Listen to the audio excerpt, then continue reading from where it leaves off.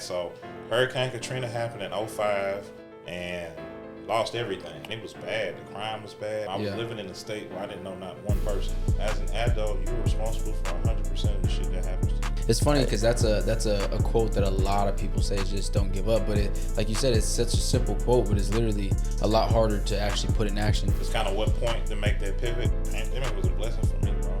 You know, Big come. It's probably the most impactful time of my life because I really got to see what I was made of. I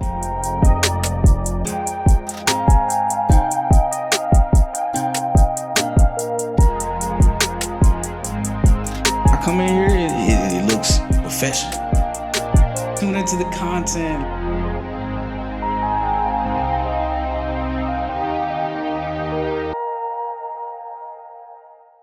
What's going on, everybody? Another episode with Direct Discussions. You got your boy Roger in the building. You got David. Welcome back, everybody. And we got real quick. We gotta introduce our special guest today. Go ahead, Raj. alrighty, guys. San Antonio native, nomad by life, from San Bernardino, Gulfport, Mississippi. Hurricane Katrina survivor. Matter of fact. Yeah, I mean, he wasn't Louisiana, he was Mississippi, but they did knock on his door and said, "Hey, man, y'all gotta go." You know, Dallas, you know, now he's in Dallas, entrepreneur, podcaster, self-made man, businessman, fashion mogul, no Nike affiliate. Like, come on, man. Like, I'm like, dang. The list goes on. I'm telling you, bro, the list goes on. Ladies and gentlemen, Big Chapo in the building. What's up, man? Hey, appreciate y'all boys having me on, man. Of course, man. Of course. This is definitely about to be a day, bro. Yeah, this is our second episode with him. First episode, we don't know if they'll ever see it, but it was a good one. That's funny. I'm telling y'all guys are gonna wish y'all were here before we started recording. Yeah, it was man, because we were really getting into some crazy shit. To talk about though. This is the prequel was good. Yeah, the prequel. The prequel was good. The prequel. All right.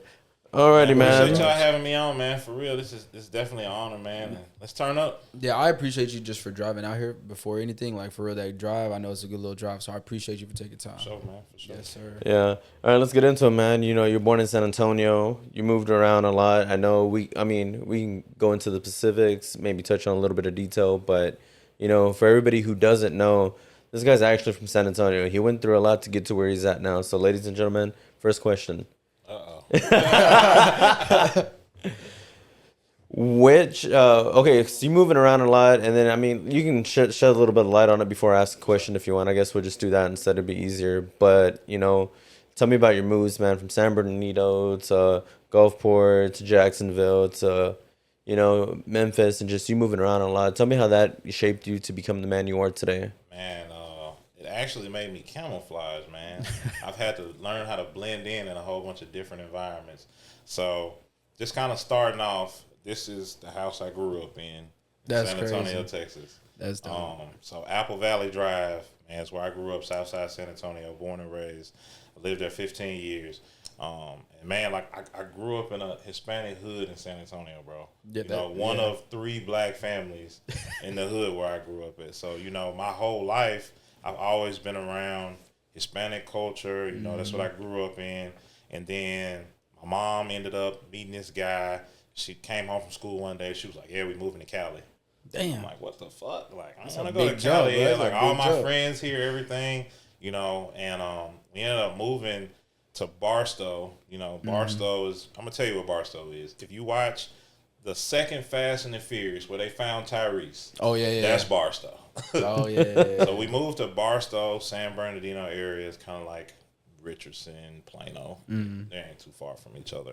We moved out there. I was there for like a year. Relationship didn't work out with my mom. And then we were homeless, bro. You know, like the guy that she was talking to, that shit didn't work out, just kicked us out. Like, damn. You know, couldn't get our shit, anything like that. So we caught a bus from Cali back to San Antonio. Stayed with my grandfather for a while, but he just wasn't in the best situation to kind of just take care of the people. So we moved to Gulfport, Mississippi to live with my grandmother. And that's how I got to Mississippi. When I got to Mississippi, it was a total culture shock because, like, now I'm coming from this environment that I was in San Antonio to Mississippi where it's like night and day different, you know. So I had to adapt to being in Mississippi. So moved to Gulfport. We were there maybe 8 months. I get to school one day. I'm in the 9th grade. I get to school one day, and they were like, "Yeah, we're sending everybody home." They got all these alarms and shit going on. I'm like, "What the fuck is going on?" It's 9 in the morning. They're like, "Yeah, the weather's getting bad. Like, you know, they say it's gonna be a hurricane." I'm like, you know, I ain't. You know, you hear that tornadoes coming all the time, but don't shit happen. Yeah. Well, this shit popped off for real, you know, and it was crazy, man. So Hurricane Katrina happened in 2005, and we lost everything. So real quick, what grade were you in when Hurricane Katrina happened for you? 9th grade. Yeah, 9th grade. Freshman year. 9th grade. That's crazy. 2005. Yeah, I was in the 3rd grade when that happened. I was in the 3rd grade, and I just remember, you know, over here in Dallas, you know, they're like, "All right, guys, we're gonna get a lot of new students in," and it's just like, I'm like, "What the fuck? Why?" They're like, "Oh, Hurricane Katrina," and I'm like, "Really?" I was like, "They're actually coming over here?" But you know what's crazy about it though? Like looking back at it, like, dude, Hurricane Katrina did a lot for Houston and San Antonio in terms of just, you know, integrating their culture, bro. They got wards in Houston, dude. Like, I don't know. I mean, you guys want to fact check me? Cool, whatever. But I don't think they had wards before Hurricane Katrina in Houston, dude.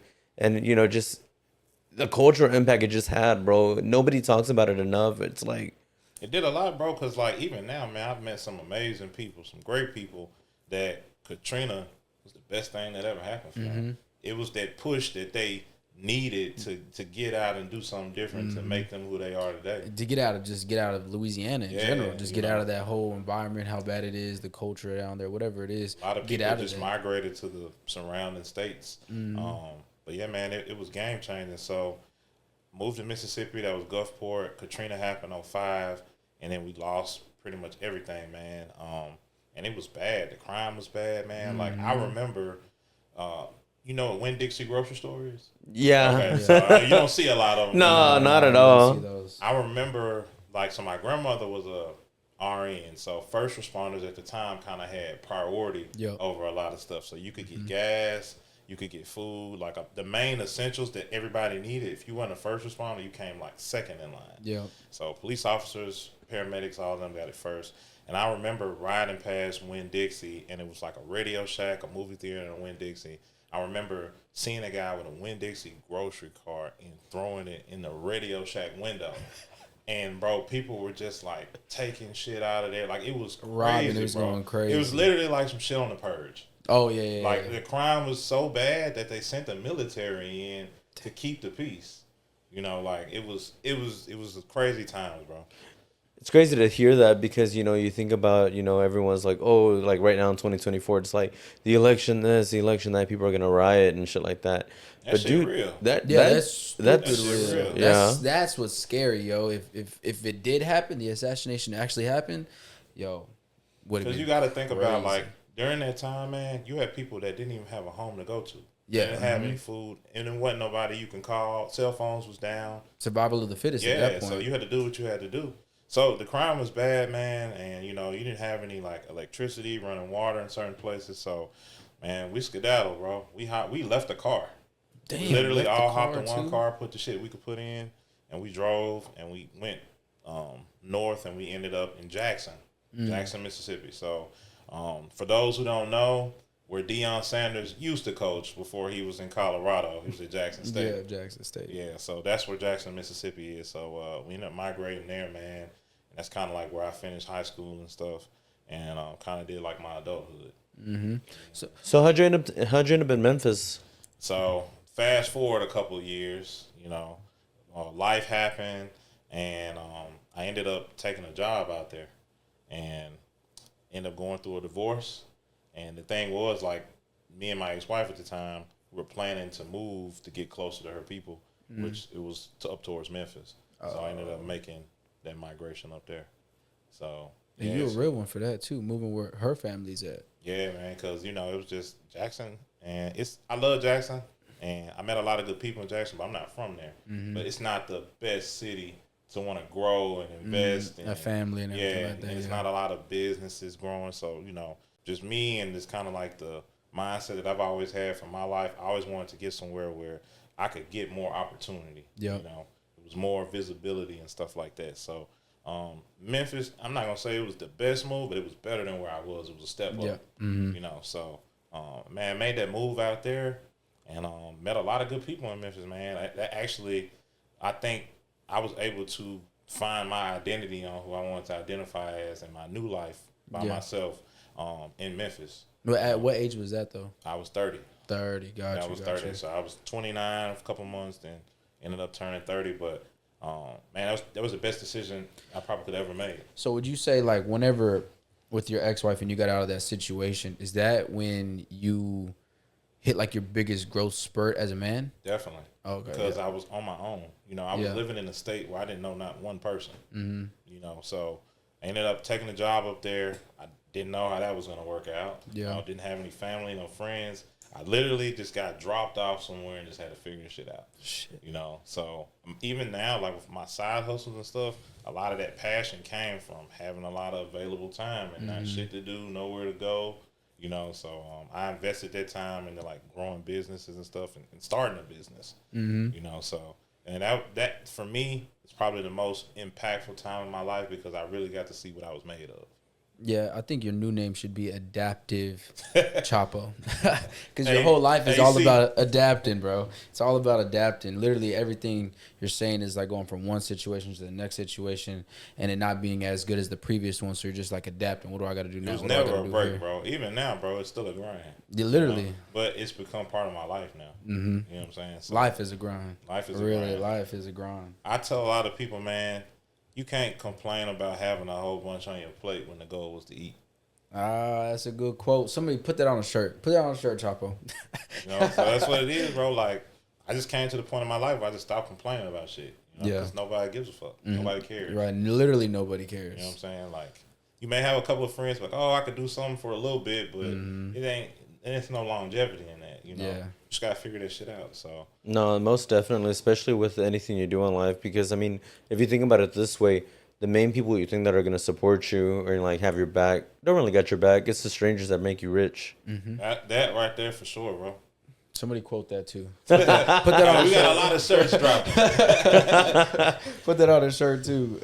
But yeah, man, just about me moving around, man. So I left Memphis. So I just kind of got to the point where I was like, all right, well, Memphis is cool, but like the goal was always to get back home to Texas. You know, I had been talking about moving to Texas shit since like 2015. I was just like, man, I gotta get back to Texas. I gotta get back to Texas. So me and my cousin, man, we used to come out to Dallas like for his birthday all the time. It's like some annual shit. We was treating it like church on Sunday, bro. Like, hey, bro, your birthday, we out here. We outside. We was outside before people was outside. You know we going to Dallas. And we was turning up, man. So by the time I moved here, bro, I had a whole set of friends. I had knew where places was. I knew streets. I had a fucking toll tag. I didn't even live here. That's how you know. That's how you know you fuck with Dallas. Yeah, because I was getting them letters in the mail like, oh, you owe $47. I'm like, fuck, like, you know, I was only there a weekend. You know, so yeah, man, we was coming out here for his birthday every year, bro, for probably 6-7 years, and I just kind of felt like this was home. So let's talk about that hope and a dream moment that you had that brought you over here. Can you elaborate on that a little bit? Yeah, man, I just felt like this was the promised land, man. Like, I looked at all of the places in Texas when I got ready to move, and I'm like, Houston is cool, but it reminds me of New Orleans. Yeah. And when you live in Mississippi, you go to New Orleans or Memphis for everything because, like, Mississippi doesn't have any professional sports teams and stuff. You know, so your nearest like NFL team or NBA team is either New Orleans or Memphis. Yep. You know, or you want to drive a little further to Nashville and watch the Titans play. But you know, you have a lot of people that go to New Orleans a lot. So I spent a lot of time in New Orleans there, and I just was like, I just really can't see myself living there. You know, so I kind of cut Houston out. Yeah. Then San Antonio, I just didn't want to go back home. Yeah. You know, I wanted something different. You were already familiar. Yeah. Austin, too bougie for me. You know, Austin I was just keeping G, man. Austin was too bougie for me. So I was just like, man, Dallas, you could kind of get a little bit of everything. I was about to say a little bit of everything. It was a melting pot with a lot, man. And then with me coming down here so much, I was already plugged in with so many people. Like, you know, I'm going to XTC. I know security guards. Like, I was like, all right, cool. I got somebody at the strip club I can go to when I come in town. I had met a couple sneaker plugs. I'm real big in the shoe industry, man. So I had met a couple sneaker plugs out here. Then I had a lot of friends by this time that had already migrated out here, and they were like, "Hey, Chop, bro, you need to make the move. Like this shit for real with it." So I'm just like, all right, somebody I know came out here. They're doing better than they were doing. It kind of gave me hope. Yeah. You know, so that was kind of, man, it's the inspiration, man. You know, I literally woke up on a Tuesday, and I was just like, I'm finna move to Dallas. It wasn't even a planned move. I remember this shit. I woke up on a Tuesday. I got online. I looked for a job. I saw it was 2 recs open. I applied for both. One was in South Dallas. One was in North Dallas. And I'm like, all right, well, now it's a waiting game. Waiting on somebody to call me. I can't move out here, you know, without a job. Yeah. Got to have some income. My homegirl, Georgie, she was working with me at the time. She was working in Arizona, in Phoenix. And she had just got a promotion on her job. And I was just like, man, can you write me a letter of recommendation? I was trying to find all the people with, like, high titles I could just write shit to get out here. And she was just like, man, just like the lady that works in the office next to me said she's moving to Dallas. She's taking a promotion out there for a role. She's like, let me see if this is the lady for the spot that you got. It was. That's crazy. And Georgie plugged me in. A couple of days later, I get a call, and you know, for an interview. And man, it was smooth. Like, you know, everything worked out. Easy transition. Yeah, so I just kind of felt like this move out here, everything worked the way it was supposed to. Nothing was forced. Which is good. That's like the best. You like when nothing's forced, you really feel like this is the way it's supposed to go. Like, all right, life is doing what life is supposed to do. For sure. I have a sticky note at home, and I'll send it to y'all when I get to the crib. But like 2016, 2017, I wrote down like the 5 things that I wanted to do, you know, kind of like a 5-year plan. And like this move out here to Dallas and everything on that list, like all of it popped off one at a time. Damn. I was like, all right, I want to, you know, move to Dallas. I want to get a job out here that's making more money than I was making doing less work. You know, I want to come out here for free. I want my job to move me. Like all of that shit happened back to back to back to back. And I was just like, the power of writing shit down, I was like, I could really attest to this shit because I still got this shit at home. That's crazy. From what, almost 8 years ago? Yeah, I wrote this shit at work and I had it in a book bag and it was just sitting in there, you know. But I wrote it down, you know, because I was just like, all right, I'm going to try this shit. But like time passed by, I'm like, man, shit don't work. But man, just one random day, like stuff just fell in place, bro. And you said that was 2016, and then so you made the move out here in 2020, right? 2021. 2021. Okay, so a little bit. That's like 5 years later. See, 5 years April later. 2021. So how did Chop Shop come into the whole play of your life and everything like that? Man, so I gotta give you the background. Let me hear this background. So 2013, I started designing clothes in college. So my clothing brand is called LIM The Brand. Chop Shop Boutique is the boutique that sells the clothes. So, I got you. And I'll get into why I created that in a little bit. But so yeah, I started the clothing line LIM The Brand in 2013. I've always just been like a fashion guy. You know, I've always just been big into putting that shit on, as they say. And so I started, you know, with the brand and stuff like that in college. And you know how you do at parties. You get a whole bunch of shirts made, get a lot of people wear, take pictures, make it look bigger than what it is when you put it online. Instagram had just came out, you know, so I ain't gonna say just came out, but like people were like getting off Facebook trying to try Instagram out, you know, so we did a lot of like promo and stuff on Instagram. Twitter was hot at the time, you know, but I've never been big on Twitter. So I got into it, man. It was a store called Oakins that was, it's kind of like City Gear out there in the area where I went to school. But I used to have like clothes in there wholesale.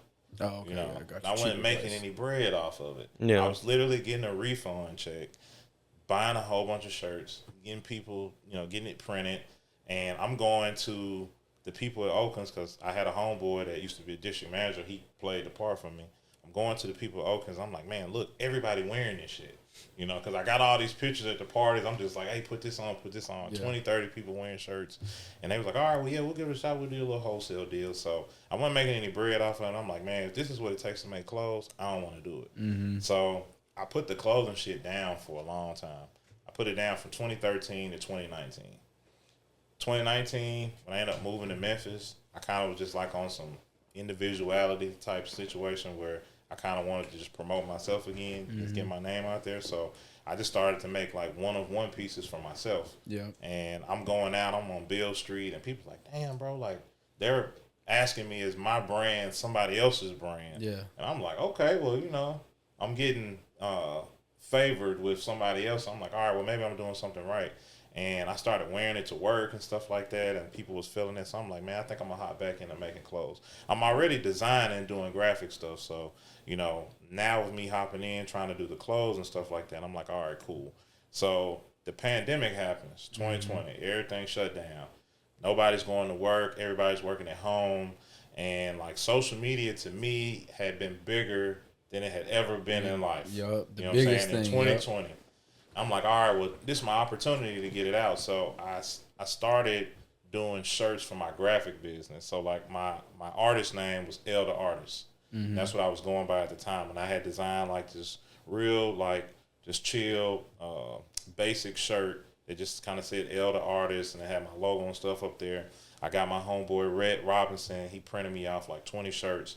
And I was wearing them every different color, matching them up with the J's. Yeah. Mm-hmm. And people was just like, man, let me get one of them shirts, like hitting me up on Instagram and stuff. So, man, I probably had sold 50, 60 shirts online for people that I never knew that just seen me putting it on, posting like a story every day with a fit. That's the best feeling, though. Yeah, so I'm like, all right, you know, this is working out. Like, I'm selling these shirts $25. My homie charged me $10 to make them, making $15 profit. Mm-hmm. You know, so I'm making more money than it cost me to make it. Yeah. You know.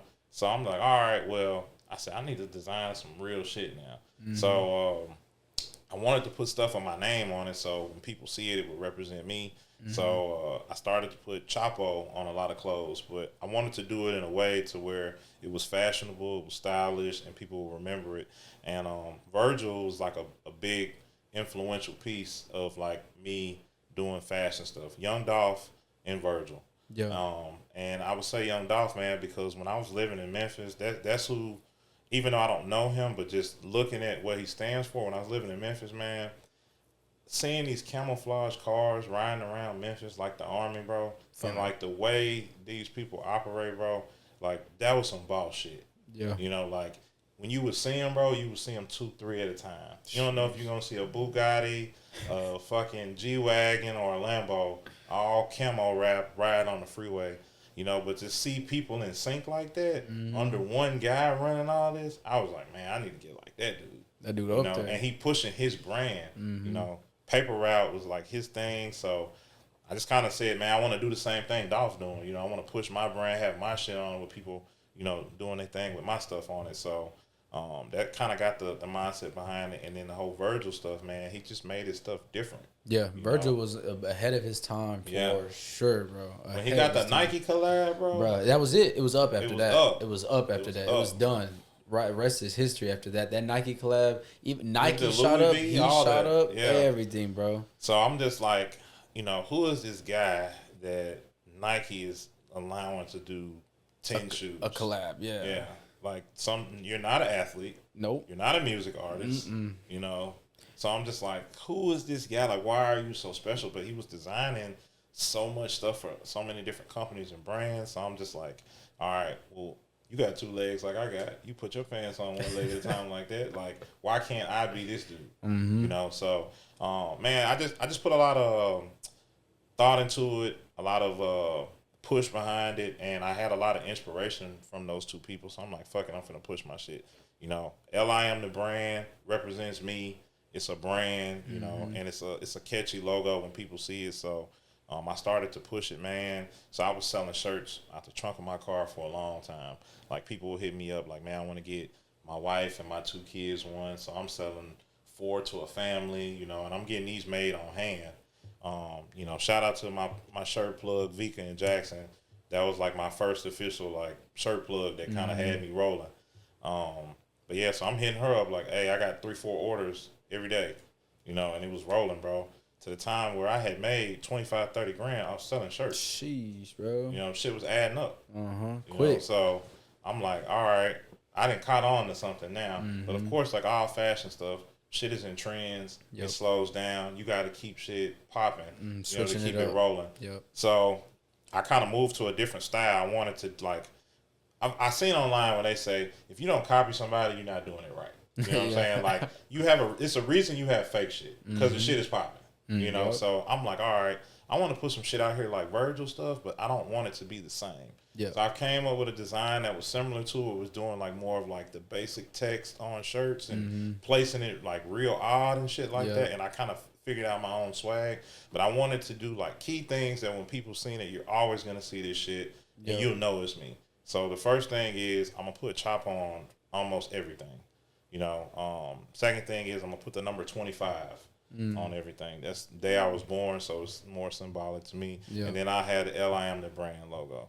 So I just played around with stuff like that. And man, the first shirt that I had dropped, you know, with the new design, shit went crazy. When I was coming out here to Dallas, I'm coming out here with like 40 shirts just with the people I knew out here. On top of the folks at home in Jackson, I'm selling stuff to. So like now, I've opened up my market to Texas and Mississippi, and then like some of the people I was cool with or real close with, they're telling their friends like, "Hey man, you can check my boy Brand out," you know. But I didn't have a website, you know. It's like, oh, well, he'll have to ship it to you, hit his DM. I wasn't legit with it. Yeah, that makes it harder whenever you gotta hit somebody. Because sometimes people will grade you like, "Oh, man, you ain't got a website." You know, I don't really want to cash app you. And, you know, you just post it on your story. A lot of people have bad experiences. You know, so I'm like, all right, well, like now I'm thinking like, where I'm gonna sell this shit? Like, do you want to go try a store again? But you didn't make no money the first time doing that shit. So I'm like, man, I'm gonna open up my own store. But I'm like, I'm not really in a position right now to just buy a building. You know. I'm like, okay, well, I'll get an online thing to shot. And then we in the pandemic. Ain't nothing open. Nope. You know, so I kind of figured out, like, what do I want to mirror my business as? And then I thought about essentials, fear God. Oh, yeah. It's no essential store. No, there isn't. It's just But straight it's all in online. Macy's, it's in PacSun, you know, it's everywhere. But online is mainly where you buy it, and people are okay with that. Yep. So I kind of was like, all right, I'm going to take the business model, like Fear of God, and I'm going to try and roll with that and, you know, kind of make it my own. So 2021, man, I was already out here, and I'm just like, I'm going to take this clothing shit a little bit more serious. I'm going to get legit with it. And I started Chop Shop Boutique. So, of course, you know, Chop come with the name. Yeah. Chapo. So I wanted something catchy that people could remember. Like when you hear Chop Shop, you'll never forget it. Nah, you know what I'm saying? I think of like cars, Chop Shop. I think of that. You'll think about where that Chevy that you used to have got, you know, taken to after it got stolen. So yeah, man. So my homeboy Steve, man, shout out to Steve B. He helped me come up with the name.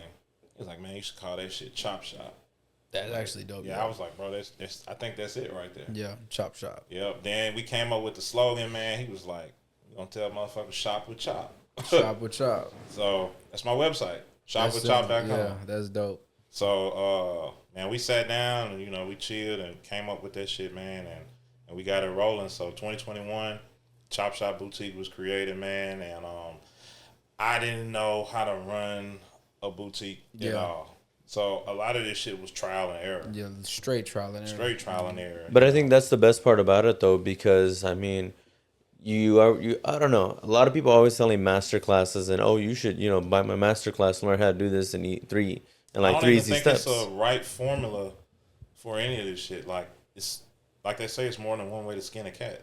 Yeah, it's changing a lot of every ways. day. Yeah, it changes every day. Because what I was doing in 2021 is not what I'm doing today. Yeah, completely different. 3 years now, 3 years later. I think now at the point where I am with my boutique, I don't even have to advertise as much on Instagram, but I'm still able to make money when I sleep, you know. And now that's what I'm most proud of, because I saw Ice Cube say on a video, if you're not willing to invest 5 years into it, don't even pick it up and attempt it at all, you know. So now I'm in year 3 of it, and I'm starting to see progress of the work that I put in the first 2 years, you know, because I'm spending a lot of money on, like, advertising, commercials, getting merch made. It took a while to even figure out, like, how do you even get the right material in? Sampling. Yeah, sampling. Tech packs. Bro, I'm getting shit from China, getting shipped over here to fucking Taiwan to put this part. It was too many moving pieces. Alibaba done solved a lot of that, though.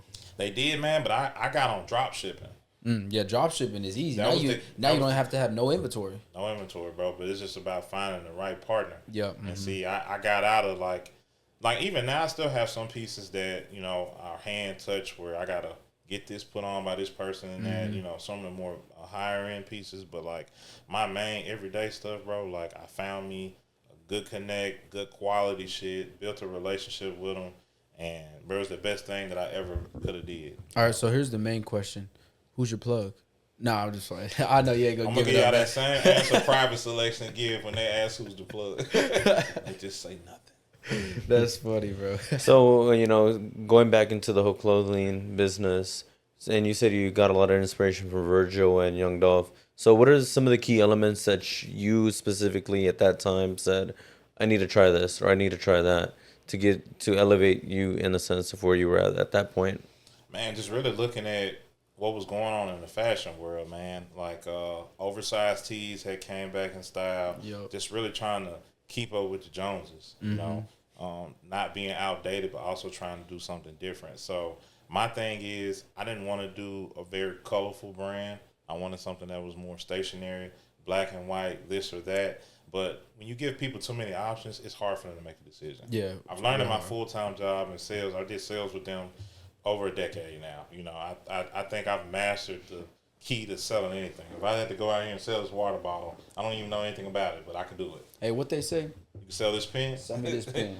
You know, so just learning a lot from my full-time job, bro. I really think I got $1 million worth of game, you know, on just knowing, like, how to push a product and stuff like that. So I wanted to keep it simple. You got option A or you got option B. But you're going to make a decision because you don't have as many options. You ain't like, oh, I want the red one or the blue one or this one. Well, let me call and see which one you like. And, you know, it's just it's too much going on. So I wanted to keep that analogy with pushing the brand. And then the second thing was I wanted to put something that was catchy. Like I said, when you see Chapo on shit, first thing people always think like, oh, it's dope related. It's El drug Chapo, related. yeah. El Chapo. You with this crew or something like that. But it's a statement piece that catches your attention. Yeah. But I actually have an acronym for it, so it stands for Create, Hustle, Ambition, Power, Ownership. It's everything I stand for. So that's what I try and push behind the brand, man. So I've tried to take what some may view as a negative with the name and turn it into a positive. So it kind of makes me different. But like most of the time, I either tell people, call me Chapo, or they see it written on something. They either ask me why they call you that, or like, what made you put that on the shirt? Yeah. You know what I'm saying? But it catches your attention. You know, so that's kind of some of the stuff that just attention grabbers. No. Real quick, Go now ahead. let's get into how you got the name Chapo real quick. Crazy story, man. And it's not really anything complicated. So at my job that I was at, man, I almost went to jail. Sheesh. You know, so I work in the communication industry, man, and ended up having some guys that was working for me. You know, it's just doing some shit they ain't have no business doing. And with you being their manager, you get tagged into it because they work for you. Yeah. You know, so it's just like guilty by association. But man, it was a big ordeal, bro. It was a lot of money involved, and they had a lot of different police agencies involved, interviewing people, interrogations and shit. The only thing that saved me, bro, from going to jail, I was on paternity leave for my daughter being born. And the time frame with the shit that got them in trouble, I was off work. Bro, it's like fate. It was, bro. Fate So right I say my daughter is my miracle baby, bro, because that shit could have went a different way. But they got indicted October 2018. Damn. And, you know, people going to talk. You know, of course, nobody's going to tell, like, nobody in the law scene is going to be like, yeah, this is what's going on with the case unless you're involved. So people, you know, they talk about, they gossip, they make rumors, stuff like that. So I just had a lot of talk around the town on my name. And so everybody at work calls me L, you know, so that's like what everybody at work calls me. And I was on leave at the time, so I'm coming back to work like 60 days later, and all this popped off. They're like, oh, yeah, they fired his ass. He going to jail. He locked up. So it's a whole, like, story, you know, behind my name on none of this shit is true. So I come back to work, and I just remember this girl on the floor. She was just like, the hell you doing here? Like, they let you out early? Like, how you get you snitch on somebody? And I was like, nah, what you mean? She was like, I thought you went to jail with the rest of the boys. I was like, nah.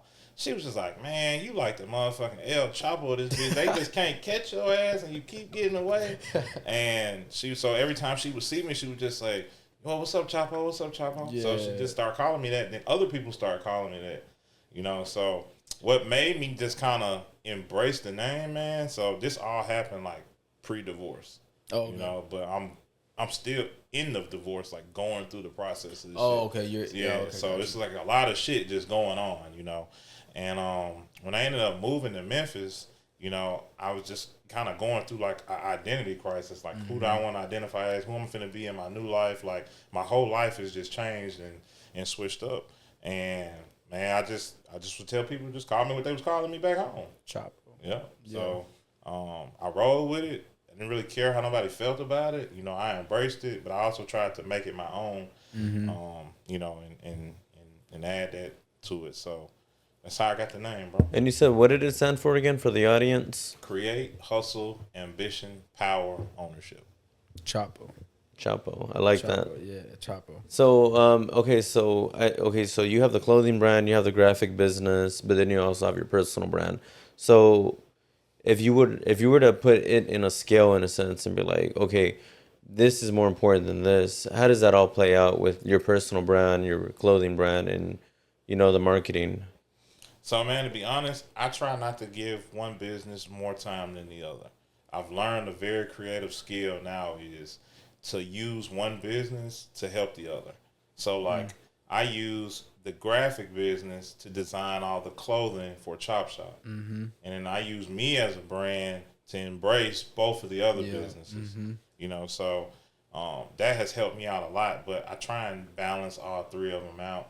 And like now, man, it's crazy. So I've gotten a little help now to do it. I'm not doing everything solo no more. Like, man, I got a pretty solid media team. Like, whenever I need to get some shit done, we got a group message. I make that call. We all get together. It's kind of like my Fast and the Furious team. You know what I'm saying? Like, they gonna ride whatever I need done. You know, we gonna put it together and we gonna make it work. So that has kind of cut down a lot of the extra shit that I was having to do before. Because the main thing is, you could have $1 million, but if you ain't got nobody to put it on camera to show it, you can't tell your story on how you got it. Yep. You know, so now that I got people that can put it on camera for me, you know, it just kind of make things a whole lot easier.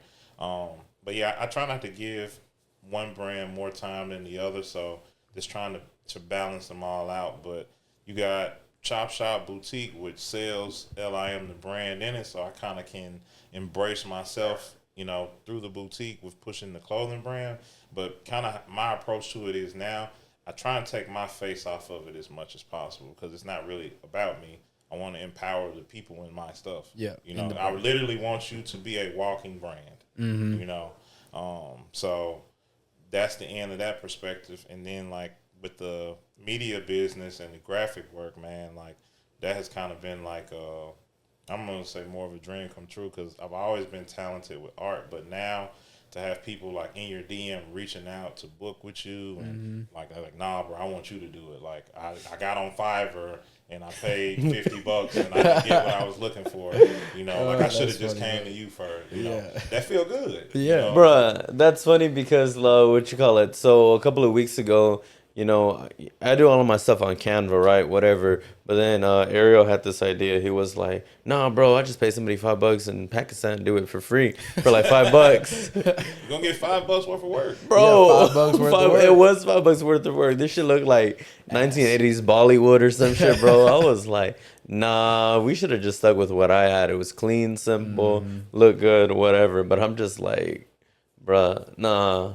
But dude, no, your graphics are really legit, bro. I'm looking at them. I'm like, getting better every day, man. Like I just I got a contract with Brew City in Carrollton. It's a kitchen and cocktail spot, so I've been doing all their work. Shout out to Brew City, man. And it's been a dope partnership, man. Like they've really tested me to really see what my skill level is because they're like, well, we don't want it too clubby. We don't want to like, so now I'm having parameters I'm having to work in. So it's really challenging me as an artist to be able to create. But anybody that's an artist, you like that type of stuff. Yeah. You know, so, yeah, man, I'm getting better as the days go by, man. I'm just trying to stay consistent. so do you think, okay, so I know you mentioned having to, you know, balance all three of the brands out, but at what point were you like, okay, this brand has motion, but the other one needs to start growing as well? Because, for example, like we're about to start doing 4 different YouTube channels. Okay. One for the main content, the other one for shorter form content in a sense where it's like 5 to 10 minute videos where each talking point is cut down, and it's like, okay, now we need to focus on those. So, you know, Just kind of what point to make that pivot. yeah, Man, so the graphic business for me, man, it's always been rolling. It's never stopped. I've been making money off the graphic business since 2019, and it's pretty consistent. It comes in spurts with the amounts, but I'm always booked on it. So I'm never really worried about the graphic business. Now, when the boutique got here, I needed to invest a lot of time in that because you want people to take it serious. You know, you got to get content out there. But I didn't want to just throw anything out there. You know, like I knew when I was doing graphic work, I took a lot of my amateur work down now. But at the time, man, I used to have like 800 different pieces of art on Instagram. That's 800 different people. That's a lot. You know what I'm saying? So each piece of art is for somebody else, or maybe somebody that might have booked multiple stuff. But it was a lot of people that I did stuff for. So I'm like, I need that same philosophy with the boutique business. I need to have 800 different people in my clothes. Yep. You know, so I'm getting coworkers, I'm getting friends and family, you know, the people closest to me to put it on. I'm gonna take pictures, you snap it up, throw it online, you promote it with your people, and then it just kind of started to grow. But I think the biggest point was when I'm like, all right, I need to hit a milestone. You know, like when I was telling you guys earlier, when I was doing the work for Young Money with the graphic thing, that was a pretty dope gig that I had got to be able to work with. And I'm honorable for that, man. So shout out Young Money for that.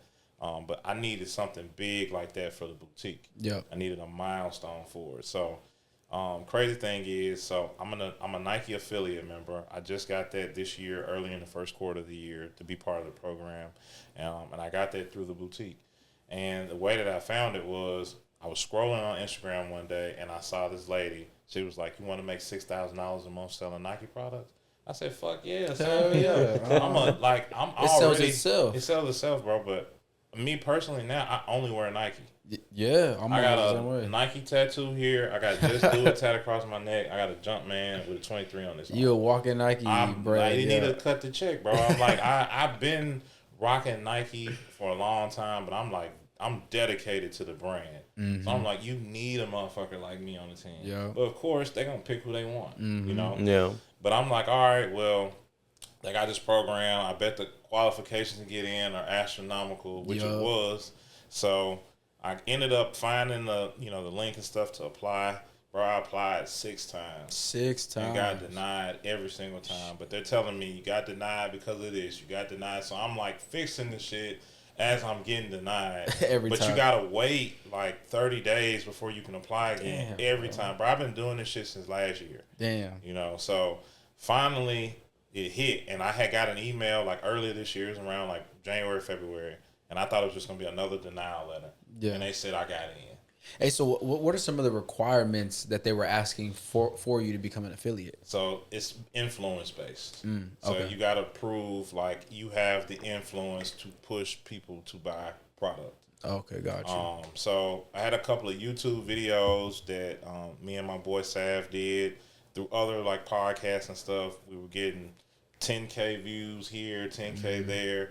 My old social media, I had like 15K followers. I had strong, but I got hacked. So I'm running off this new page. But man, you have to have strong social media preference. Then you have to have like a clean brand. So I had to clean up my social. You know, I if you look at my page now, I don't really have anything with cussing that I can find. You find something, let me know.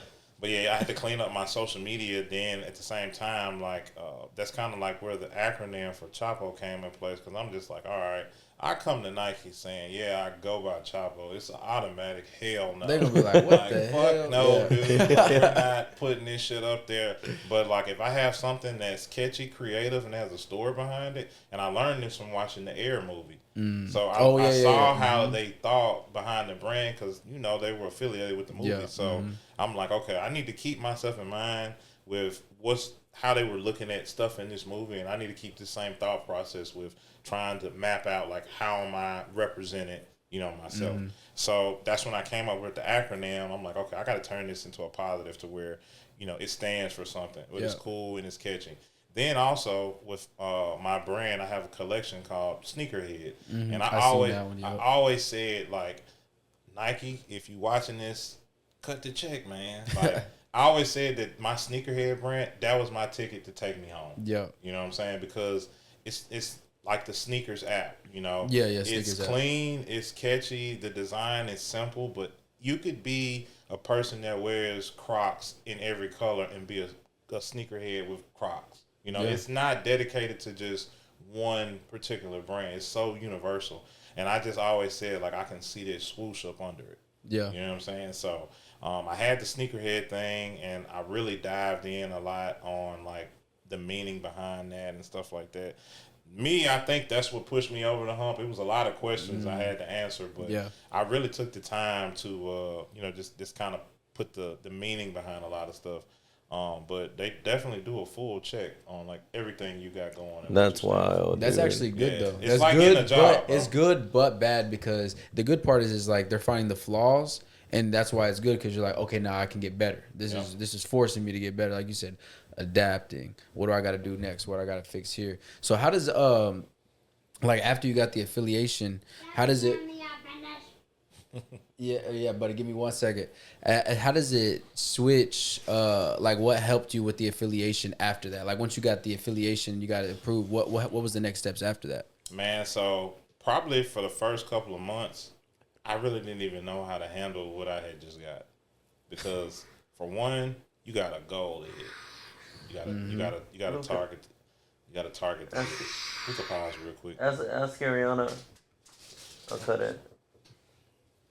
All right. So for one, you got a target that you got to hit every month in revenue. In revenue. And it's high as fuck. You know, because they're looking at like what your influence and stuff is. So they're like, okay.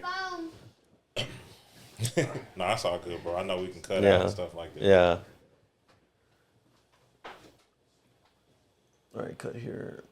Oh, do we have like a time frame? 45 minutes. 45 minutes? No. We don't have a time frame. Okay. I'm just making a mental note, like whenever I go back in Premiere and, clip this. But yeah, no, we don't got a time frame. I mean, we can go as long as, as long as... I can talk to y'all. Tell me shut up. No. I love talking, bro. We can keep going. Yeah, man. So I had a target to hit, and I'm like, fuck, like, it's like maybe $6 or $7 grand in like revenue every month. They give you links. So if you go look at my bio on Instagram, the first thing that comes up is like all the Nike shit, to push the product that they need. So they run different promotions on stuff on certain products. They may say, all right, this month we want to push women's apparel that is on sale. And it's my job to do the influence to get people to buy that, and then click my link and it take you to Nike, and then I get commission off of certain things. But they also will give you, different items to help push to sell the product. So I was just sitting there one day and I'm just like, I hadn't really even put the work in to sell half of this shit, because I'm trying to sell my shit. Now you want me to sell somebody else's shit. When I first applied for the program, I'm just like, man, if I could have Nike behind me, I think that would get more people's attention to take me serious. That's kind of like the Milestone thing too with Young Money, where you went from doing graphic work with Young Money. Now people are like, okay, I see what he's doing. Who's he working with? Yeah, and it doesn't have to be like a lifelong thing, bro. Even if it's just like when people do one song with an artist, like you did the song. Yeah, you know what I'm saying? You worked with them. So, yeah, man. So, I wasn't really like pushing the Nike stuff like I needed to be pushing it. And I knew if I wasn't pushing it, they're going to kick me out the program. Kick you out. So I talked to my Nike rep, man, and we were just trying to come up with a plan to grow my revenue and stuff, because the only people that were buying stuff, man, it's like I told all my friends and family, if you shop on Nike, like buy it through my link. So like just keep in mind, if you buy anything from Nike, just buy it through my link so I can get the credit for it. But I wasn't getting like major revenue. So I talked to my Nike rep, man, and they were just like, okay, well, like, you can sell shoes. Shoes are higher value. You can get to your revenue target quicker. And I'm just like, well, fuck, I want to sell Air Force Ones through my shop, and I want to get the money for it and get the credit for it. So we talked about doing a Nike ID shoe, and you can customize it and have your own shit. So it was like, all right, fuck it, I'm going to do an Air Force One. It has CSB on the back. Something simple. People wear white Air Force One, something to keep it clean where it's not too much. So we worked on doing a custom shoe, and the thing about it is I can push that on my boutique because it's still coming from Nike, and I can sell it through, you know. So it's kind of like I'm doing my own drop shipping. Yeah, I was about to say, it's literally like drop shipping. You don't have to have no inventory. You just got to get the sales through your account. And it's something everybody buys, so I'm doing my own drop shipping now, you know, through them. The fact that you're doing Air Force Ones is so smart, too, because, dude, people wear Air Force Ones maybe 3 or 4 times and then just get a new pair. And just go buy another pair. And see, the thing is, I really put the thought into it because, like, when I was making the shoe, I wear a lot of Air Force Ones, bro. I probably got 13 pair of Air Force Ones that I done bought this year. You know, like, you know. And then it's just the leather on the regular ones, bro. It just either gets dingy real fast or they crease up real quick. On the toe box. So I told myself, if I ever had my own shoe and it was an Air Force One, I need the premium leather. Like the shit that's on Drake's Air Force One. Yeah, or, the good stuff. You know, the high-end shit. And I had that option when I got to make the shoe. That's so fire. I got premium leather on it. You know what I'm saying? It's the same leather that's on the OVO or the Loverboy Air Force Ones or like just the premium white Air Force Ones. So what's the price difference from a regular Air Force Ones to yours? So a regular Air Force One, if I'm not mistaken now, with tax, it'll run you probably like $125. Damn, is it $125? I thought they were like $90. It went up, dog. No, I think retail like $110 gracious. with tax is like $120 okay. something. Yeah. So mine, I sell for $160, but that's what a premium Air Force One sells for. So I didn't want to price mine higher than the motherfuckers who actually like had a shoe with advertising and shit like that, you know. So I priced it at the same price because it's the same quality leather, same quality stuff, all custom. 160 is really not bad. It's not bad. Most shoes, in general. It's cheaper than a retro. Yeah, I was gonna say most shoes nowadays are $220, $210. But it's good quality leather, man. So I should have warmed up here. I don't even know what I was thinking. Yeah, wait. So how does that work? Whenever you created the shoe, so do they send you a free shoe, or you got to keep ordering more for yourself? No. So I actually got one shoe. Okay. They sent me one sample shoe to check it out. Wait, just one shoe, or did they send you the pair of shoes? Yeah. It was a pair. It was a pair. One single but man, like shoe. I'm always thinking about like how can I capitalize off of this. I ran. It was a giveaway, and I did it for 2 months. I just gave away a pair of the shoes, and somebody wanted in a size 14. Damn. But I ran it every day, bro. I put an ad out. I'm posting it on my social media. But I ran a giveaway on my page, and I did a collab with the boutique page to give away a pair of the shoes early before they came out. So I did that, man, and that's what I did with my sample pair. That's fire. Yeah, Hey, so that's the shoe that's dropping September 25th? September 25th, bro. Okay, got you. What day is September 25th? I don't even know. Is it Saturday, Friday, or something? See, I do everything on 25.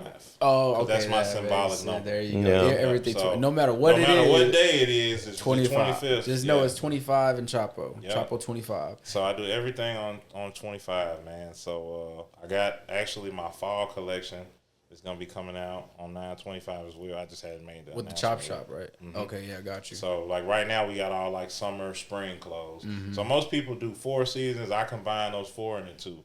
So I got summer, spring, fall, winter. First half, second half type of thing. It's So, a lot easier to do it that way. Yep. So all my fall, winter stuff, man, will be putting out like what we got coming out with 9/25, and then we'll be giving away a piece or some stuff too, and then we're actually getting ready to shoot another commercial for all the winter stuff. So we'll probably drop that commercial probably towards the end of the year. So how many products do you have in this next collection? Oh man, so this last piece that I did, bro, I probably did, if we're gonna count each thing as an individual, like socks is one. Yeah. Bro, I think I probably did 100 products. 100 products. Last so one we just we're not launched. saying like, say you got the same design with the blue and the red. That wouldn't be 2 different ones, would it? Or that would be 2 different ones? Yeah, it would, because it's a different colorway. Okay, yeah, it's a different colorway. So you would have 100 different. But if we just count it to where the colorways don't matter, man, probably about 40. Okay, that's still a lot though. Yeah. That's an extra. Damn, that's crazy. But you I got did, 40 but plus the the first, 60. so with my first collection that I did, and I just called it the brand collection, our very, very first one in 2021, I did everything in one collection. I did winter, summer, spring, fall, all in one collection because I just wanted to get that shit out there. Yeah, If you wanted a jacket and you wanted to buy it in the summertime before it got cold, I had it for you. Yeah. You know, Hey. or bathing, you know. So that was what I did it the first time. And I'm like, all right, I got to get more in line. I'm giving people too many options. They're getting confused. you know, you want me to buy a jacket in freaking March, you know. So I'm like, all right, I got to get this shit more aligned and more set up. So this last collection that I had did, I broke it down because I'm looking at Nike now that I got, you know, like a mentor to go off of to kind of scope my stuff. Nike has golf stuff, they have running stuff, they have swimming stuff, they tennis, have everything. So lifestyle stuff. Lifestyle. So now I'm like, all right, I need to break my stuff into categories. So this last collection that we did, man, we broke down different stuff. We had about maybe anywhere from, I say, 6 to 10 pieces in every collection. So the brand collection, which is just going to be the traditional signature LIM, the brand, which is the primary collection, we did full run in all categories. Men, women's, kids. We did tops, bottoms, underwear, bathing suits, socks. That's fine. Muscle shirts, workout gear. We did a full run in pretty much every category. Golf polos, all of that. Damn, okay, that's fine. Then you got the Chapo collection, which is more of like the urban brand. I'm always going to do a new Apple Valley tee. So this is the house on Apple Valley.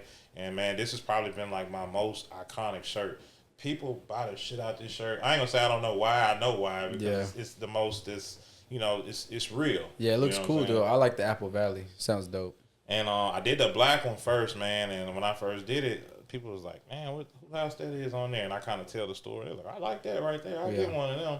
So, man, I really pushed that. So it just like with the Chapo collection, the Apple Valley has become a thing now. So we're like, people are like, man, you got another one of these Apple Valleys coming out? So dope. I'm like, damn, now I got to find a way to reinvent this. Yeah. You know, every time we drop something to give people something different. So I was like, all right, so I only had the black version out. And then I just recently did the white version, which even though we just switched the colorway, but, you know, it was something different for people to have.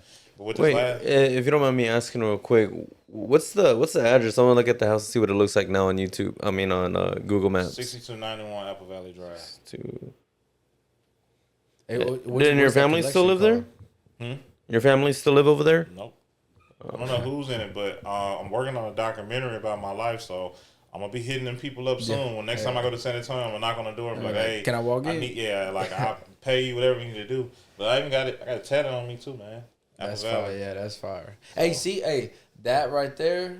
Put that on a shirt, bro. I already did. Yeah, okay. I seen that. Yeah. So I put it on there with the street sign, bro. Yeah, so I literally took a picture of the street sign and we got it embroidered big on the shirt. So I just went to SneakerCon this past weekend. Oh yeah, that was pretty lit. I like that. The only thing I don't like about embroidery is you can just feel. You can feel, you can feel how thick it is and stuff on the front. Man, let me show it to you, bro. Like, how was SneakerCon? It was dope. Yep. So. Oh, that's actually not that big of a embroidery patch. That's fire. But we got the actual the quality, street sign.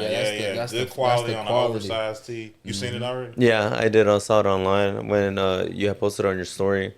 So yeah, man. So I've just been trying to figure out ways to reinvent it and do like promo around it. So the Apple Valley thing is a real big thing for the Chapo collection, but normally in the Chapo collection is when you're going to see the word Chapo on stuff. Then I got the Sneakerhead collection, which is just more for like people that just collect kicks, different colorways and stuff. You know, collecting one pair at a time. So is the Sneakerhead collection more of an avenue to use your Nike affiliate to make money off of it? Yeah, so that's like what I really pushed the Nike stuff through, is the Sneakerhead. And then the LIM one, do people usually confuse it with like Liam? Yeah, they do. So and the thing about it is, so I'm glad y'all asked me that, because like it's even like, look at Nike. Nike, you have to say the E at the end. It's Nike. Yeah. You know, but you have to say Nike. Yeah. You know, so I wanted mine to just be like, it's spelled Liam, but you pronounce it Lim. Lim. You know, 4-letter word. So a lot of the stuff, man, like that's Nike's my mentor. You know, and even though I don't know everybody there, like I love what the brand stands for, and there's a lot of motivation behind a lot of the things that I do. So I try and mirror and kind of create my own version of like different things that they do, like how they promote stuff, the type of people they put on their stuff. Like even if you look at the models on the website, you don't have no one particular person. So if you look on my page and my brand, it's not catered to no one demographic, one type of person. I got tall people, short people, big people, fat people, dark skinned people, light skinned people, kids, you know. Switching it up. I switch it up, man, you know. So I use a lot of that, and I just learn from the people who are doing it right. Mm-hmm. You know? Yeah, I mean, that's so true, too, because if you think about it, you know, so you can have a dope product, but if there's no story behind it and you're not able to tell that story, you know, in the way that you want to, then, I mean, it's just going to be another brand. And that's the biggest thing about clothing brands nowadays. Everybody wants to make a shirt. Everybody wants to have a collection. But it's like, what's the meaning behind it? And is the story compelling enough? Because, I mean, dude, like, I know this one guy who has a clothing brand. He's not really putting much effort into it. And I'm looking at it and I'm like, why should I buy this? The story is the reason why, you know, you sell the brand. And if you can't do that, then I mean, like, that's the biggest takeaway because everybody has a story, bro. Versace, Gucci, and and I'm looking at it like nobody's story is better than nobody's story. Everybody's story is unique and it makes them them. Yeah. Me personally, man, when I figured out, like, I got to the point where I was comfortable talking about my life to other people. I'm like, I had a homie. He was like, bro, you need to put this shit on tape and make a documentary. And we was just bullshit. We was playing pool one day. I was like, you know what? You right. Because it's a lot of shit, bro, that has happened that you wouldn't believe it unless you heard it from the person that was there. So I'm working on a documentary right now about my life called Brandman. Brandman. Hey, I like that. That's fire. That is fire. Rubber brand man. It's funny we said that too because I had a clothing brand that I was trying to start too. And it was like you said, man. When I wanted to make sure that I could, you know, feel more professional, it was when I got the website because everybody was like, "Oh, where's it at? Where's it at? Can I go see it?" I'm like, "Oh, no, I don't got it." But now that when I had the website, it was like, okay, that was it. Here's the website. Go look it up. Check it out. Even then, we had it like super easy on the URL code. I mean, what is it? URL. Yeah, the code. We had it www.theybu. So it was like TYB whatever.com. Real simple. So it's like you would remember, okay, go look this up. Yep. So whenever he said that person that had a brand that why should I buy this, he was talking about me. No, I'll just like no, you know who I was talking about. You know who I was talking about. I'll just be playing, bro. It's funny because like we're talking about entrepreneurship. We're talking about entrepreneurship, and that was like one of my failures was trying to create my own brand and stuff like. And I realized, man, this shit's hard. It is, bro. It's a daily grind. Like, I got graphic work I got to do when I leave here. Yeah. I'm heading to a studio, let's link up with somebody to do some graphic work. Like, I'm always working, always moving. But man, the main thing I look at, man, is staying consistent. That's really the key in all of this shit. Because I just looked at when I picked up doing the clothing shit at first and I put it down. Wasn't shit going on. You know, that you miss 100% of the shots you don't take. Nah. Bro, I'm telling you, life just works out like it's supposed to, bro. It is, bro. But like when you stay consistent at it, even if you not getting the progress that you want from it, like it's just not your time. You know, like I started this in 2021. I ain't do shit the first year. Like nobody was really stunning stuff. That was really trial and error for you. It was trial and error because like I was using like H&M shirts. Yeah, because it was accessible. It was to the point where me and Buddy and Stonebriar, I ain't gonna say his name, but like we had a nice little situation set up on them shirts because I'm like, bro, I'm coming in here every day getting like 9 to 12 shirts every day. You do the math on that. I'm buying 300 shirts a month from y'all. Yeah, I need you to hook it up. I need that wholesale so you know price. We came up, you know, but it worked it, you know. But then I'm like, you got this H&M tag in here, and I can't take that out. Can't take that out. Yeah, that's hard. That's what makes it hard. Then I'm just like, all right, well, I use another brand called Ascalor. They had the tearaway tags. Yup, clutch. Yeah, but the price to get that quality, bro, I was paying like $17 to get that good, thick, quality premium tee. In my time, my lady slapped a print on it.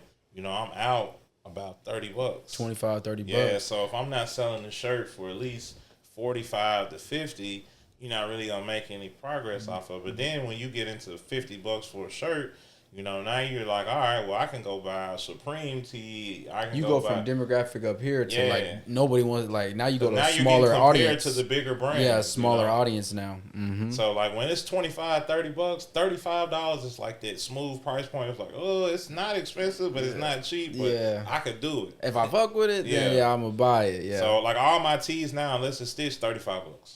Oh yeah, stitches for sure going up there, bro. Like I remember. Even, bro, because it was that same concept. We were trying to be a little bit more luxurious. So, like, it was all presentation for me on my end. I was like, bro, before I even did it, I bought all the boxes. The shirt would even come in before I even created any designs or nothing like that. I was like, here's the box. It's coming in. After that, this is like this is how it's going to be, you know, way more expensive. This box, this experience is why it's $70, $50, whatever it is. And like you said, man, the break even on majority of all those shirts was $30. So I was like, man, I have to charge $50, $60 for this shirt. And even it kept putting it on sale. I'm really making nothing. So it was now, a hard time. Like I said, I learned from my full-time job on like the aesthetics of business, and you're in it for the money. You know what I'm saying? So you gotta always keep, how are we profitable first? You know. You're going to make relationships with people that will help you get money, but you got to always figure out, like, what is your goal to be profitable? You know, so I always try and keep that first, but you do have to spend money to make money. For sure. You know, like, my last commercial that we did, bro, like, I was out about $5K, you know, to do the commercial because... $5K on a commercial. Bro, you got to look at it like this. I paid for promo, you know, paid the game for promo. I gave everybody a full fit. Like when I dressed you, I had a total of 14 models. I dressed you from the hat to the shirt to the undershirt to the underwear, the shorts, and the socks for 14 people. Damn. I gave the studio owner, him and his wife, T-shirts. I put shirts on everybody involved. The media people had shirts. That's everybody had a shirt. You know, everybody had shorts, pants. It was LIM the brand, everything in the building, you know, when we shot it. I rented the studio out for like 6 hours. I bought professional lighting. You know, my media team, man, we had 3 photographers, 4 videographers, a dronographer, 2 fashion coordinators. Sheesh. You know, like we went all out with it, you know, but I wanted it to be official. You know what I'm saying? So, I spent the money on it, and, you know, over time, you'll make the money back, but it's like putting it in. Now I have this high-quality stuff that I can put out here, so when people reach out to me and hit me up about different things and I want to show them, you know, my product, now I have something that's high quality that I'm proud of to stand behind and stuff like that. And, man, I have, like, a Dropbox with thousands of videos that have never even seen social media, you know, and it's just like now – I'm trying to get all this content out before we put this new stuff out so it don't go to waste. Yeah, so it don't go to waste. Yeah, don't look old. Or y'all will probably just start seeing like different reels and stuff drop with just like a whole bunch of just things that haven't been online. You know, just different. Which is stuff. dope. That makes people want to fall more in love with you and everything else, and makes them want to support you more because they're like, damn, he was doing that. Dang, that's crazy. Now he here. Oh, okay, yeah, that's dope. I'm a support whatever it is. We pushing the swimwear line now, so it's getting closer to the end of the summer. Yeah, you know, people trying to get them last little second shots in. So I got some bikini stuff and swim trunk stuff that I'm gonna be putting out pretty soon. We just did a photo shoot for. It's pretty dope. Fire. Shout out to Nipsey Hussle and the marathon because they gave me the idea. Oh, that's fire, bro. You know, so. I didn't even know they were still doing his clothing, bro. Oh yeah, man, Big Sam running. Oh yeah, they're gonna run that thing to the ground, bro. They did something with like a really really big marathon that they sponsored the gear. Oh okay. It was marathon clothes and stuff. Yeah, that's dope. Like a marathon. A real one. That's fire. Yeah, that was pretty dope. That's smart. But yeah, Puma, you know, you still got to deal with Puma. So, you know, they're going to forever roll. Yeah. And I get a lot of, I feel like getting to like where the marathon clothing is right now is like my next step to getting in the industry because, you know, they got the exclusive deal with Puma and, you know, they got the factory now. So, like, that's what I would rather spend the money to get a factory than to get a brick and mortar store. Yeah. You know, I mean, where I can control what's made in-house and, like, you know, and that will give me the confidence I need to walk away from my full-time. Yeah. Because now I got my own shit that I can walk to every day and say, okay, what's the move? Yeah, what's today's How are we going to be agenda? profitable today? Mm-hmm. Yeah, I think the biggest takeaway from that is, finding out a way to cut the costs and still keep the product, of high quality. Definitely. And making it affordable too, because if you think about it, just like you said, I mean, you look at a $50, $60 shirt, and you're like, do I really want to spend that? That's like, I mean, hell, $100 nowadays is $20. Mm-hmm. Do I really want to spend $300 on a shirt in a sentence? Yeah, it does feel like that nowadays with inflation and everything. I learned a lot, man.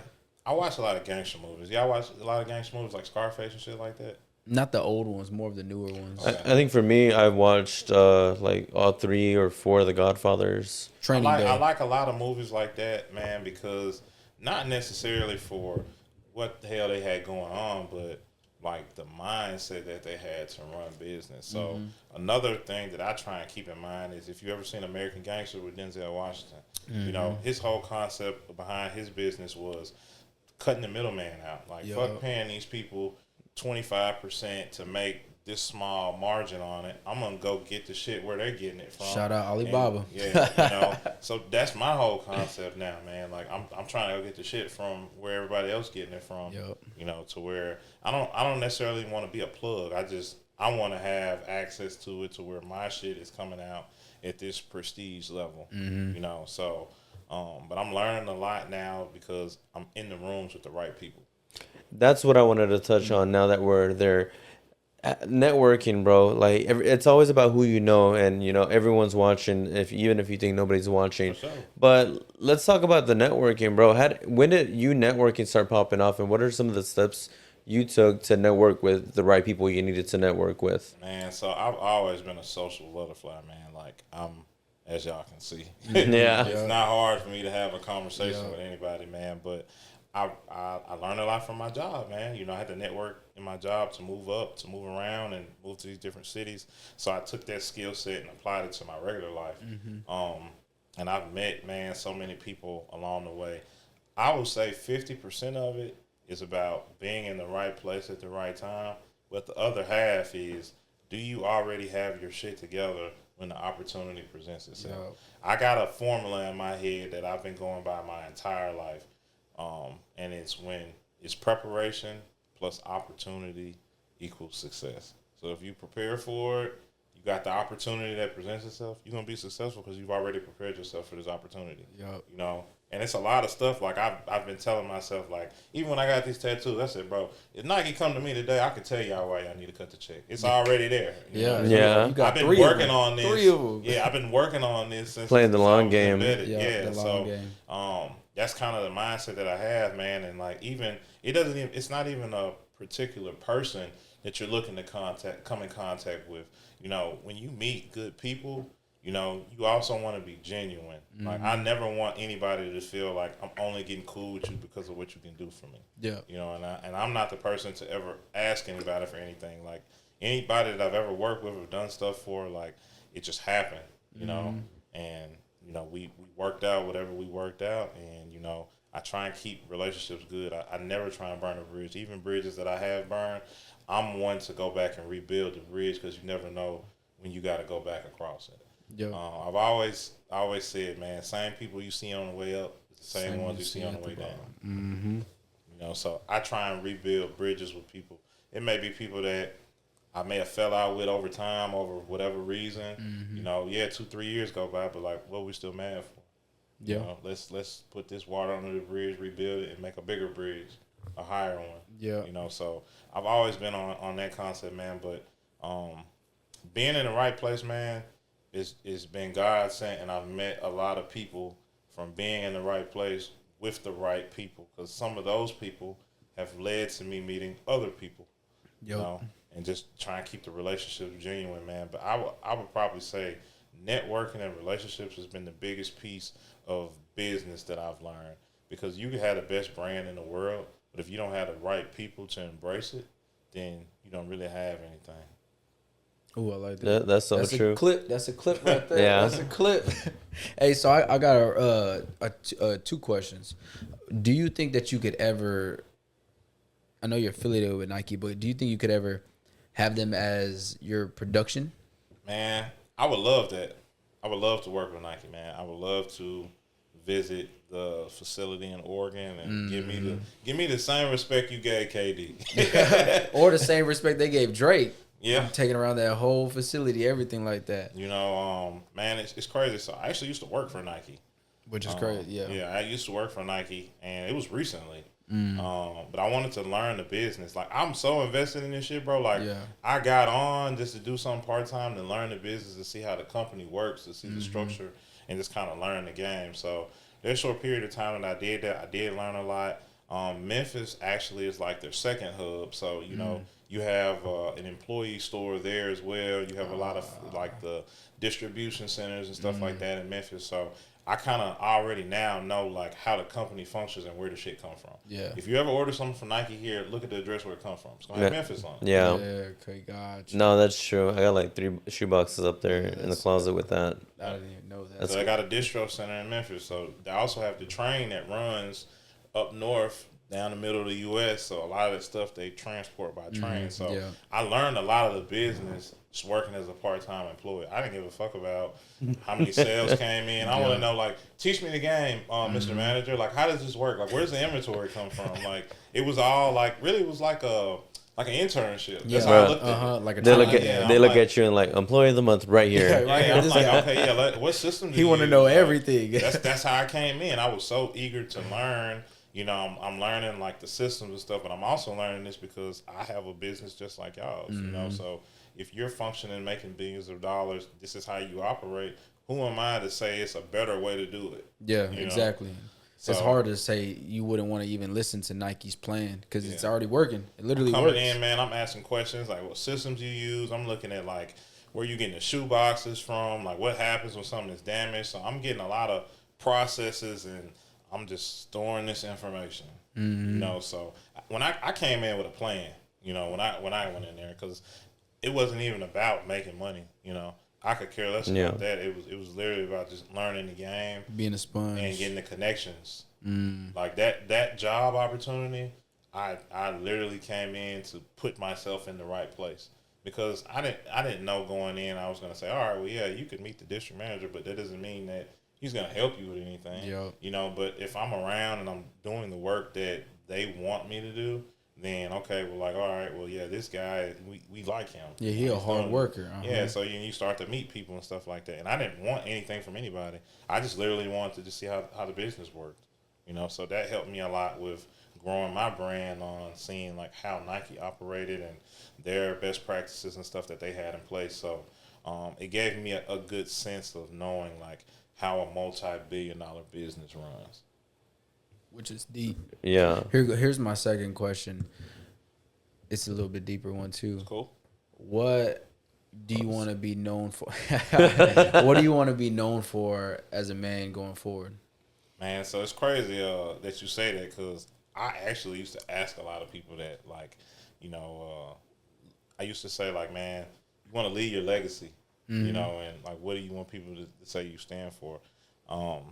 For one, I want to be known as a loyal, real person, you know. But the second thing, I want to be looked at as somebody that was a man of many hats, that didn't quit anything that he was doing, you know. So anything that I've attempted, I may not be doing it as full as now, but at some point in time, best believe we're going to pick it back up and it's going to go harder than ever. And see how it works. And like I said, it's no time frame on this. Just like you don't know when you're going to pass away. You know, you just have to do what you can while you're here. It's the same thing that I look at with businesses. It's like you got to do what you can while you're here with what you got. So everything that I've ever endeavored in, man, I always try and come to a point where I see what's the point of satisfaction, you know. And right now with my boutique, I'm not gonna be satisfied until you can walk into Dillard's and my shit is in Dillard's. That's fire. Yeah, that's fire. So with that, you know, with the graphic thing, man, I want to get it to where I don't even have to do any art. I want to be able to have like a program where I can train other people who want to get into graphic design, primarily shooting for students. Because I actually just talked to a high school, to some kids in the 12th grade. What was this, last Friday? It's kind of like a mentoring thing, but it clicked. Like, these kids are eager to learn. They want to get out here. you know, they're going to college, so they're getting the equipment and stuff that they need. Some of these kids going to Full Sail and stuff like that. So I'm like, man, I may need to start a program, partner with a school, you know, and help give these kids an opportunity to, you know, do like internships, which helped me grow, because now I'm doing things with like schools and stuff like that to kind of build my brand. So I'm just real big, man, on like anything I can do to like touch back with my people, man. You know, like anything I could do to help out, you know, whether it's somebody I met at the gas station or even like y'all, you know what I'm saying? Like I met online or something like that. Like, you know, y'all my people. I wanted to ask you, how'd you find out about the podcast? Man, I was watching, I believe it was something on Frank's page. Yeah. And man, shout out to Frank, man. Frank Louboutin. Yeah, yes, man. Shout out to Frank. Shout out to Frank, man. You know, I met Frank at a sneaker event. Yeah. Kicks 101 or what? No, what was this? What's it? That's funny. That's how I met Frank too. Damn, what the hell was it? It was sneaker something. I can't think of what it was, but Not SneakerCon.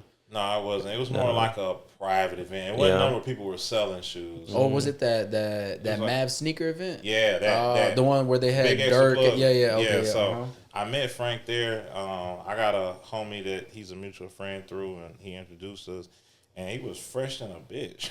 I'm telling you, bro. He be showing out, bro. He be showing out I was every like, day. I was just like, man, I love this dude to put some of my merch on and rock it. So my boy E introduced us, man, and you know, I pitched it to him and told him about the boutique. And my commercial we shot on 420. That's funny. So we shot it on 420, bro. It was a hell of a day. Yeah. But I told him it literally was a week before the commercial. And he was like, yeah, I'll do it. So I got all the merch shipped like overnight, like a day to get it there. And I put him in the whole sneakerhead fit. That's fine. You know, he did his thing with it. And yeah, man, I built a pretty good relationship with Frank. So he was in my commercial, man. And I've been keeping up with him and seeing all the good things that he got going on, you know, with the community and stuff. So, yeah, he's locked in on the community for sure. I believe I saw y'all on his page. And then I was just looking, and, you know, when I find people that I'm interested in, like, I go through everybody's stuff, like with a fine tooth comb. I'm scrolling to the bottom. Yeah, for real. Know?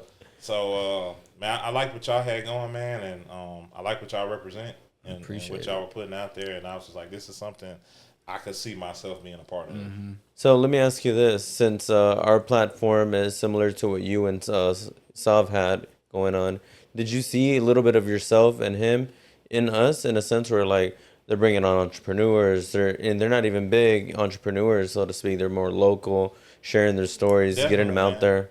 It was very relatable. Y'all definitely have a unique, guest base, because it's not set to one particular type of person. Yeah. Like, you know, like Club Shay Shay, you getting a little bit of everything. Yeah. You know what I'm saying? So like, you got some podcasts that's like, we're only bringing this type of person on. You know, so, but you had a little bit of everything, man. And then I like that y'all had two different avenues of the same thing. Yep. You know, you had the open and the direct. Yep. The open, you got the ladies on there, they speaking on this and that. This, you got more business sense, people kind of giving a knowledge in the game, but it's all connected. It's all connected. You know, so I liked how it vibe, man. So.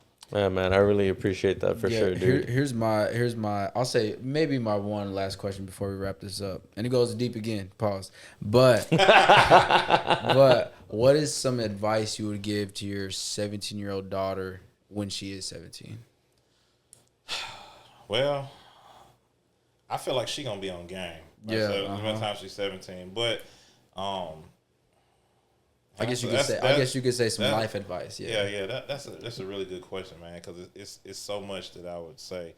But I guess if I just had to pick something to be the main thing, man, is figure out what you're going to stand for and who you're going to identify as in this world, because that's what you're going to be treated as going forward. So if you say, hey, I'm going to be somebody who, I don't know, that steals sandwiches from Subway, you will be identified as a thief for the rest of your life. It doesn't matter how much good that you do. You know, somebody's always gonna say, "Hey, remember that time you stole that sandwich from Subway?" You know, so you got to figure out like who you want to be and who you want to identify as, and live by what you stand for. You know, so like even now, I feel like I'm still moving the pen in my story that I'm writing now. I'm trying to live the life that I'm putting out there. I'm trying to be a walking brand. Yep. You know, so like when people see me or people talk to me, you know, they already know like I'm multifaceted into a whole bunch of different things. Like, but I'm always gonna do my own shit. Yep. You know, and that's where the ownership portion of the Chapo comes in. Because like, you know, I may see like, all right, well, yeah, they got this going, and this is good, this is great.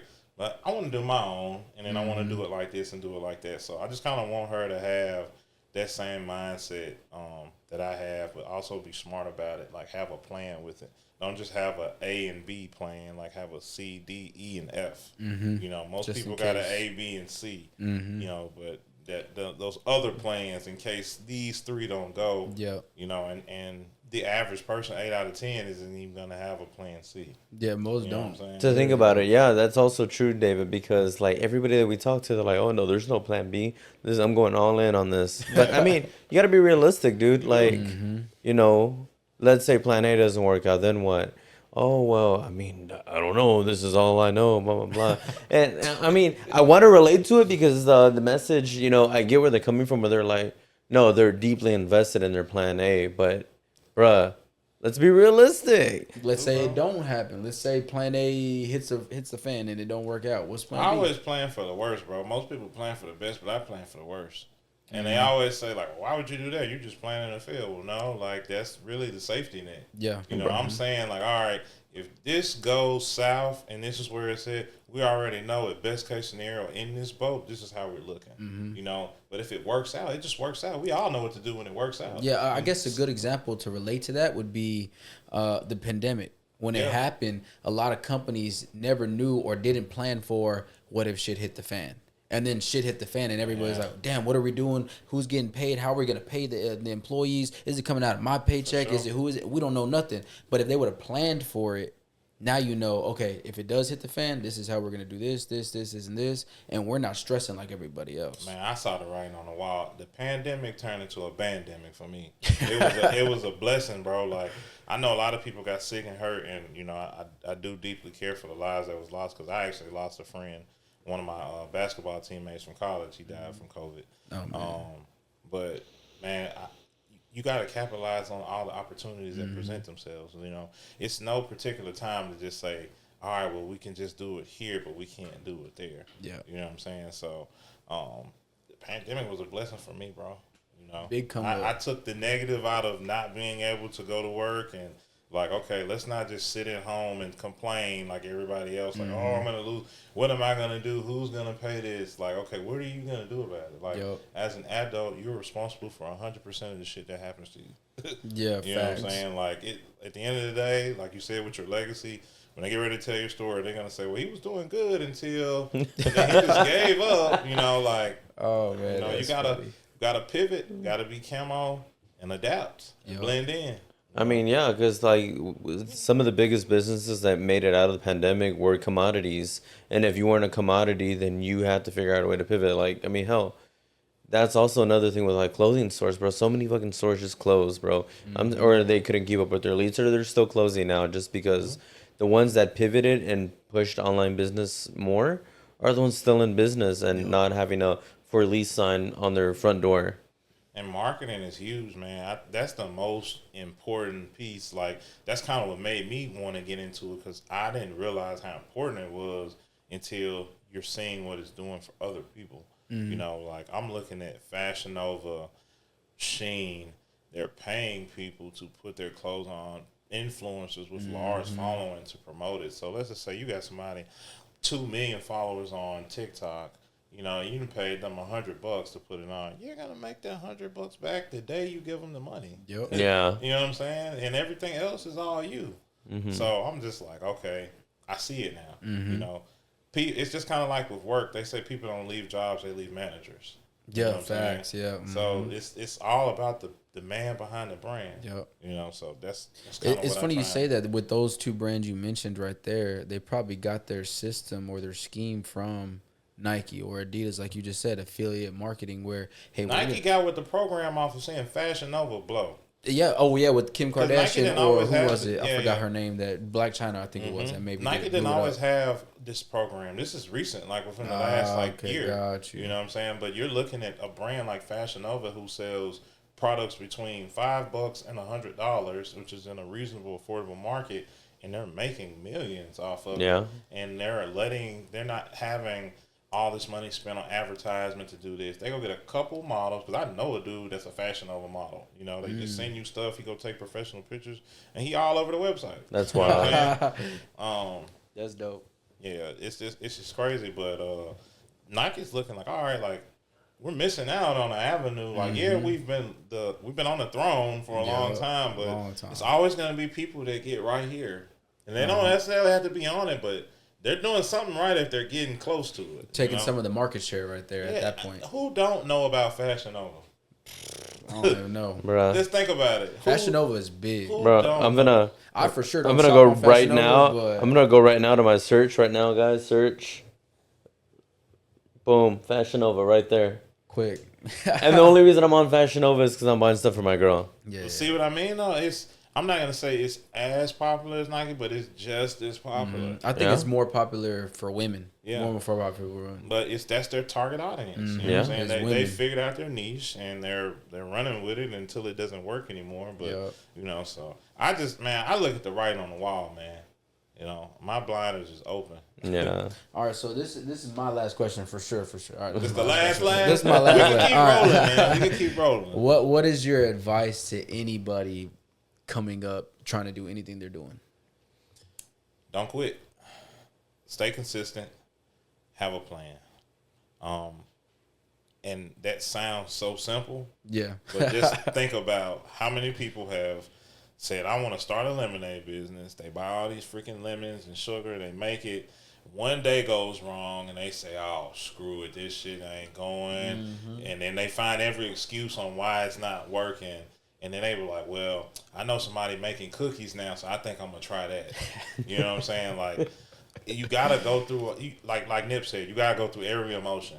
You know what I'm saying? Like, I done been down bad where I didn't put money in the boutique and it just ain't worked. Damn. You know what I'm saying? Felt Or you bad. didn't order the wrong shit and you can't return it because it's going to some other country where ain't no return label to send the shit back. Like, you know, like you're gonna go through all the emotions, but like that come with the game. You know, so you really have to be vulnerable and open yourself up to all the emotions that are gonna come with it. It's gonna be good days, it's gonna be great days, it's gonna be horrible days, it's gonna be sad days. It's gonna be days where you just be like, why am I even doing this? Yo. You know what I'm saying? Like, so you just gotta deal with the emotions. But I've learned that if you stay consistent in anything, you're going to move up. Think about that one person at your job that's been there for a long time and they just gave him that high role because he been here 20 years.